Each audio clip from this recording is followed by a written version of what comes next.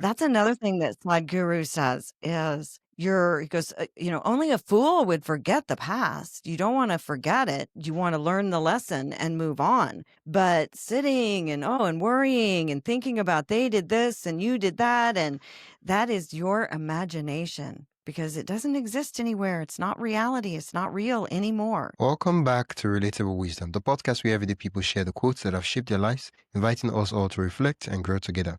Today we're joined by Deborah Bowers, a trailblazing sales and marketing expert who has turned a life experience into a powerful journey of healing and empowerment. After raising 5 children and navigating personal challenges, Deborah now dedicates herself to uplifting women and entrepreneurs through her podcast, Deals with Heels. Let's dive into Deborah's story and discover the quote that has inspired her along the way. You ready? Tell us your name and what's your favorite quote. Deborah Bowers.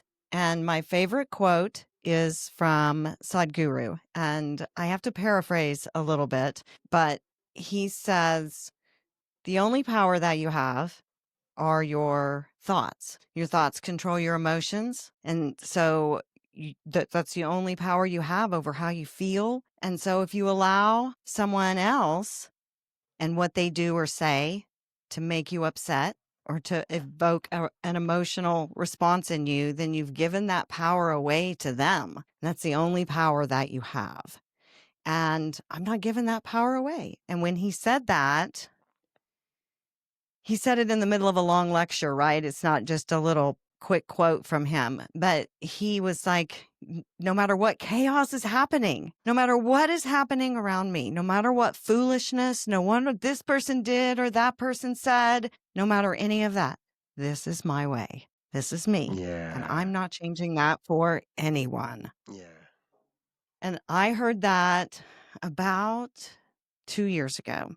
And I have been working so hard to heal my triggers and not have every damn thing upset me for no reason and not understand why am I even upset. I don't even care about what I couldn't understand what was happening. And I've worked hard to figure those things out and heal those parts of me because I didn't want to feel that way anymore. Yeah. And when he said that, I was like, hell yes, that is exactly how I want to feel. And I started listening to a lot of his lectures. I was already an avid meditator. So it impacted me to hear him say it in that way, Yeah. that giving my power away, the only kind, I mean, I'm not that, like, I would need that power. That's mine. I don't want to give that to anybody. And I thought of it in those terms. I thought, wow, I'm giving it to somebody that probably doesn't even want it, Yeah. Yeah. you For me, know? I noticed that there's this obsession that we have to be right, to prove people wrong, to show that we are quote unquote right. Give an example. If somebody was to say to prove people wrong, right? That obsession to prove people wrong, that itself ends up makes us lose our own happiness, um makes us lose it most of the time. Like if someone tells you, oh, you are this, and you're like, no, I'm not this. I'll prove it to you. I'm like, dude, that's your opinion. If you think that I am this, you're entitled to your opinion. That's none of my business.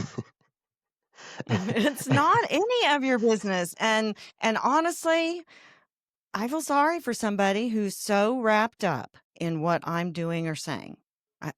I'm sorry for that because I haven't had a second thought about you. I don't remember the conversation. I'm not ruminating in my head over and over about what somebody said to me.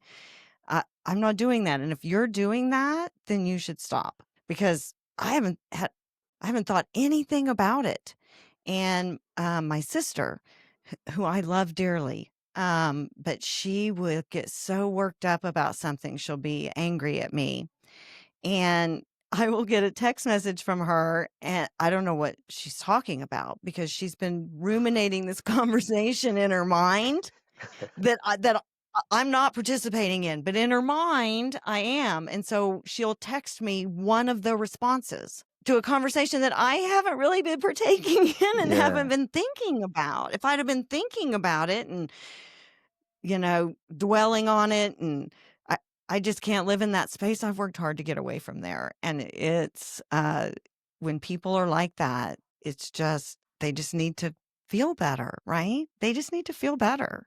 Yeah.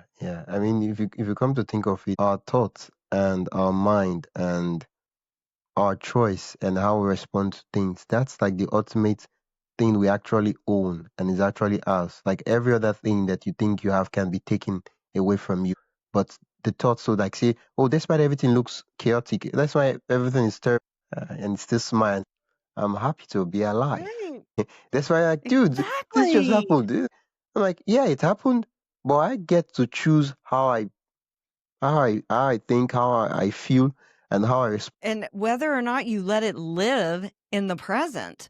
Yeah, That's another thing that Guru says is he goes, only a fool would forget the past. You don't want to forget it. You want to learn the lesson and move on. But sitting and worrying and thinking about they did this and you did that, and that is your imagination because it doesn't exist anywhere. It's not reality. It's not real anymore. yeah, It's only exists in your mind, and you have control of your mind. yeah, You control what you think about. And yeah, so it's not easy. It's something you have to practice. I still will get triggered. But now, if it happens and I find myself upset about something, I'm like, okay, yeah. I mean, what are you really upset about? Because you're not really upset at wisdom. You're not upset at this person or that person. What's really going on? And yeah, man, I've learned to figure it out, but it took a lot of practice and I felt kind of crazy when I yeah, started doing it at first, but yeah, very valuable. yeah. It's a good thing And you now, mentioned. sorry, go ahead, No, please. no. It's it's a good thing you mentioned. People only who forget the past, and people learn. They have to learn from the past. I feel that one of the terrible things, which is even worse than not learning itself, is learning the wrong. Sometimes we have experience, and instead of us to, I'll give an example. Let's say, this is my first podcast episode, right? And I booked a Hmm. meeting with 5 guests or 10 guests, and none of them show. Now I'm going to go ahead and have a bad day and say, "Who? These guests are terrible." And I could learn a lot of, like, there are so many lessons I could learn, but there are lessons I could learn that will not help me. That say, "Oh, the guests they hate, I could never make it." Right? That's a No, and for lesson. me, I'm definitely gonna say there's obviously some kind of a technical problem. They did not get those invitations and I all mean, those. I'm gonna what are sell the it to odds? You, myself. you never can tell that maybe they booked, No. and because I've had an instance where a guest booked a meeting, but they put in the wrong email. So kind of like instead of putting something like outlook.com, they changed the emu to N. It was a mistake, I know. So what will happen is that they will not get any of the reminder because the email they put is wrong. And so if I had not seen that Yeah. problem, I would go to the meeting. Oh, they didn't show up, and what happened? And then I'll make it, and then I'll be like, but So that's the wrong lesson. we ha yeah, we had a technical glitch, and my partner, Christina, worked the scheduling stuff.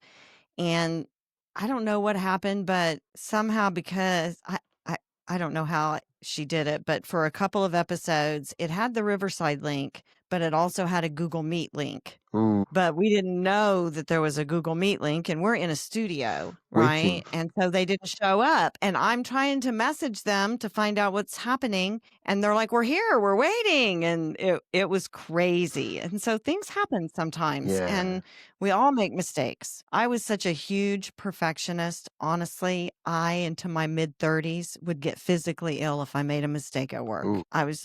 I'm Gen X, and I was just raised I'm just such a perfectionist. I got my value through achievement. And so the better I did, the happier my mom was, and the better I did at school and all the things. And that's not a great way to be an adult. It's not a great way to be a kid either, honestly, but yeah. I was much more resilient when I was younger. Um, and so you just get in that kind of funk, Yeah. Well, your thoughts control your Your emotions. thoughts. Yep. That's what you And said, you right? control your thoughts. Your Yep, that's thoughts it. control your emotions. And if, And what no, he cusses a little bit and says, "And no matter what kind of damn craziness is happening around you." That's one of the things I think that attracted me to listen to him is because he's very no nonsense, and somebody will ask him a question in the big lecture things that he does, and he'll say, "And that is bullshit. Yes? Yes or no?" And I just love that he will just call somebody on it, like he's super spiritual, but still very relatable and speaks in a language that's easy for you to get. And I really like that.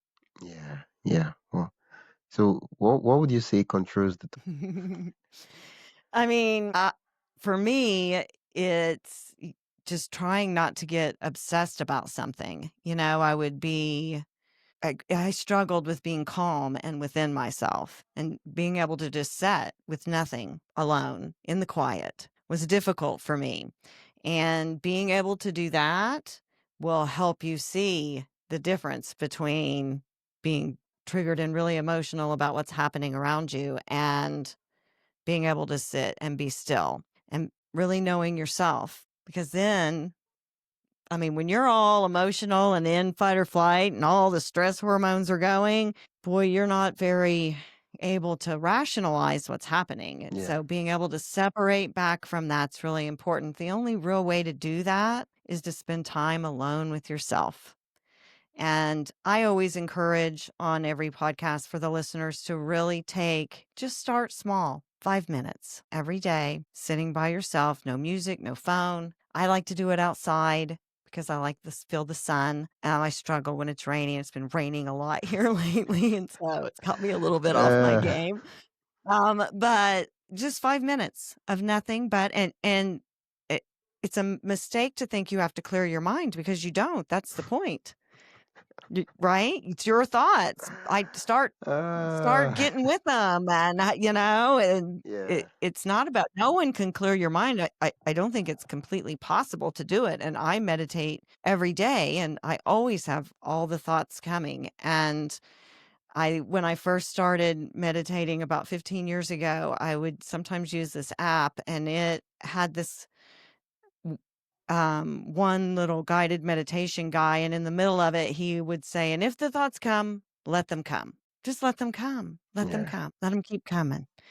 And so that's the point of sitting by yourself is so the thoughts will come and not be blocked out with music and television and screens and video games and all of those things. It's so that they will come. So you know what your thoughts are, not what someone else's are, because you spend time with yourself thinking about it. And it is amazing the answers that come to you. I get full creative downloads when I am meditating, and I know other people that do as well. And so the ideas and the things that come when you eliminate the distractions keeping you from yourself, the right path appears before you. It really truly does. You immediately know, damn, yeah, that's a good idea. So that is the way. Spend time with yourself so that you know what part is yourself and what part isn't. yeah. What is Ooh, it, The Mandalorian in Star Wars where he says, "This is the way. this is the way. This is the way. This is the way. This is the This is the way. way." It is. Oh, thank you so much for sharing your quotes with us and for some of the stories.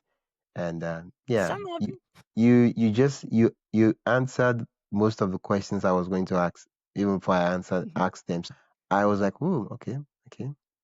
I seem to always do that. I think I did that last time too. We're on the Yeah. same wavelength, my friend, on the same wavelength.